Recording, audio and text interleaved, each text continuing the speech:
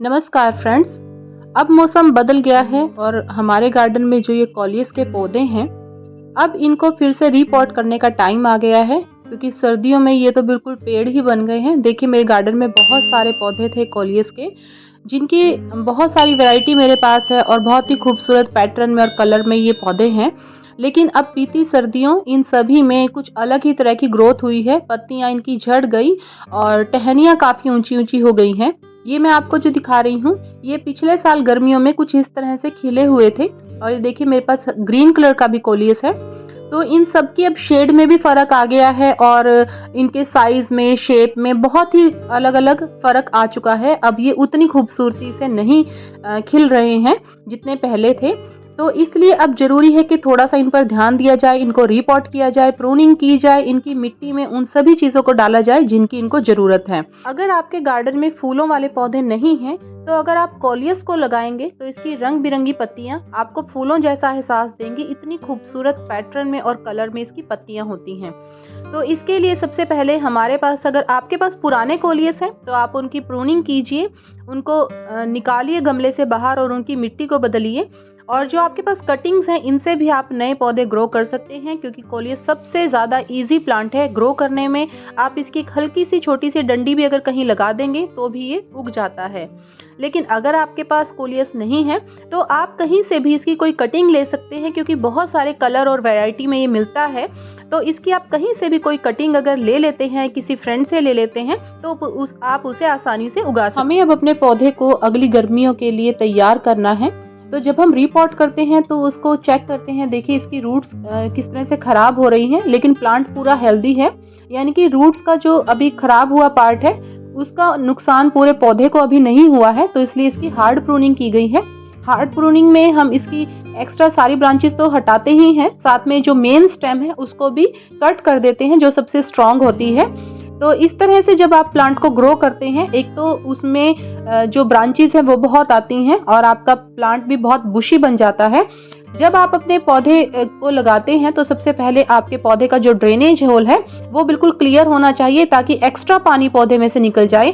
तो जब भी आप मिट्टी डालें, ये जरूर याद रखें कि आपको नीचे जो गमले में होल है उसके ऊपर एक छोटा टुकड़ा रखना है, किसी भी टूटे हुए गमले का या कुछ भी। उसके बाद आप उसमें मिट्टी भरिए। इसकी जो मिट्टी है वो ऐसी होनी चाहिए जिससे इसको एनर्जी मिले, और जो सॉइल है वो सैंडी होनी जरूरी है, यानी कि सैंडी सॉइल की इसको जरूरत होती है, जिसमें पानी ज्यादा देर तक ना रुके। उसके लिए मैंने जो मिट्टी का रेशो लिया है, वैसे तो मैंने बहुत सारे प्लांट्स को रिपोर्ट करना था, तो मैंने तो बहुत ज़्यादा मिट्टी की मात्रा ली थी। लेकिन मिट्टी का जो मैंने रेशो लिया है वो मैंने 5, 3 और 2 का लिया है।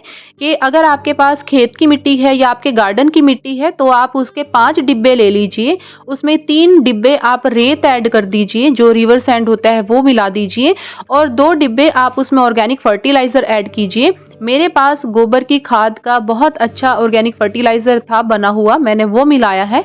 आप उसकी जगह पर जो लीफ कंपोस्ट होता है, यानी कि पत्तियों से बनने वाला खाद होता है, या आप उसमें केंचुओं से बनने वाली जो खाद होती है जिसे वर्मी कंपोस्ट कहते हैं, आप इस तरह के ऑर्गेनिक फर्टिलाइज़र मिला सकते हैं। ये आपकी इच्छा के अनुसार है, आप जो भी मिलाना चाहें मिला सकते हैं। लेकिन मिट्टी आपको ऐसी रखनी है जिसमें से पानी एक्स्ट्रा जल्दी से ड्रेन आउट हो जाए, यानी कि मिट्टी में पानी रुके ना, इसलिए सैंडी सॉइल होना जरूरी है। उसके अंदर आपको रेत मिलाना जरूरी है। आपको गमले के नीचे इस तरह से एक छोटा टुकड़ा रखना है। और ये देखिए, जो भी ये पौधे हैं, इनकी जो रूट्स हैं वो बहुत ज़्यादा लंबी नहीं होती हैं, यानी कि अगर आप छोटे पॉट में भी इसे लगाएंगे तो आसानी से ये पौधा ग्रो हो जाएगा। बहुत गहरे गमले की इसको ज़रूरत नहीं होती है, आप छोटे गमले में भी इसको लगा सकते हैं। और अभी सर्दियों में ये बहुत हेल्दी रहे हैं प्लांट, सिर्फ लीव्स इनके झड़ गए हैं।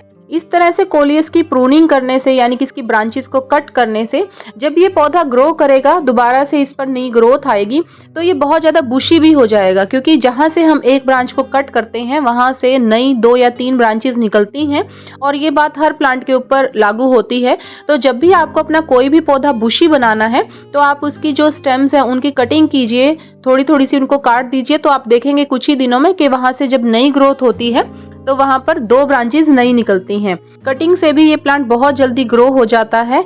सिर्फ आपने इसकी मिट्टी का ध्यान रखना है। मिट्टी इसकी ऐसी होनी चाहिए जिसमें पानी ना रुके, और उसके लिए आपके गमले का जो ड्रेनेज होल है वो भी खुला होना चाहिए। और इस पौधे को सनलाइट की रिक्वायरमेंट होती है, लेकिन वो सुबह की जो हल्की धूप होती है वही काफ़ी होती है। जब तेज गर्मियां हो तो आप इसे बिल्कुल भी डायरेक्ट सनलाइट में मत रखिए, क्योंकि ये पौधा मुरझाने लग जाता है।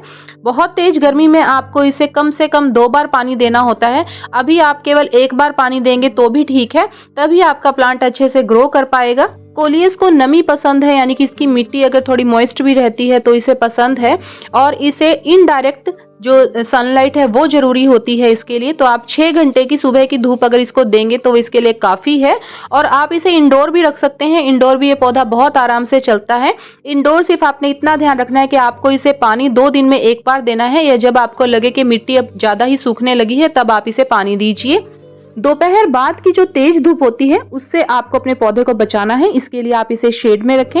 जिस तरह इसे बहुत ज्यादा सौगी मिट्टी पसंद नहीं है, इसी तरह बिल्कुल ड्राइनेस में भी ये नहीं रह पाता। तो आपने इस बात का ध्यान रखना है कि आपका पौधा बिल्कुल नमी भी ना खो दे, यानी कि ऐसा भी ना हो कि बिल्कुल सूख ही जाए इसकी मिट्टी, तो भी फिर आपका पौधा खराब हो जाता है। कोलियस के पौधे को कटिंग से ग्रो करना बहुत ईजी है, और इसीलिए आप इसकी अलग अलग वैरायटी की छोटी छोटी कटिंग्स भी अगर अपने घर लगा लेंगे तो भी आप अच्छे से इसके प्लांट्स को ग्रो कर सकते हैं। लेकिन कोलियस को पानी में भी ग्रो किया जा सकता है, और ये देखिए मैंने ट्राई करने के लिए लगभग 1.5-2 महीने पहले इसकी कटिंग्स लगाई थी, और अब आप रूट्स देख सकते हैं। कोलियस को पानी में ग्रो करना बहुत ईजी है, और बहुत आसानी से इसकी जो रूट्स हैं वो डेवलप हो जाती हैं। तो आप अगर अपने घर के अंदर मिट्टी से भरे हुए भारी गमले नहीं रख सकते तो सिर्फ आप पानी में भी कोलियस को इस तरह से कटिंग से ग्रो करके लगा सकते हैं, और इसकी डिटेल वीडियो मेरे चैनल पर अवेलेबल है। कोलियस की केयर के बारे में भी मैंने वीडियो बना रखी है, आप उसे भी एक बार जरूर देखिए, जिसमें आपको और ज्यादा जानकारी मिलेगी। इन दोनों वीडियो का लिंक मैं डिस्क्रिप्शन में दे दूंगी। आज की वीडियो आपको कैसी लगी मुझे कमेंट्स करके जरूर बताइए। अगर आपको वीडियो पसंद आई है तो प्लीज इस वीडियो को लाइक कीजिए, अपने फ्रेंड्स के साथ शेयर कीजिए, और अगर आपने अभी तक चैनल को सब्सक्राइब नहीं किया है तो प्लीज चैनल को सब्सक्राइब कर लीजिए। Thank you so much.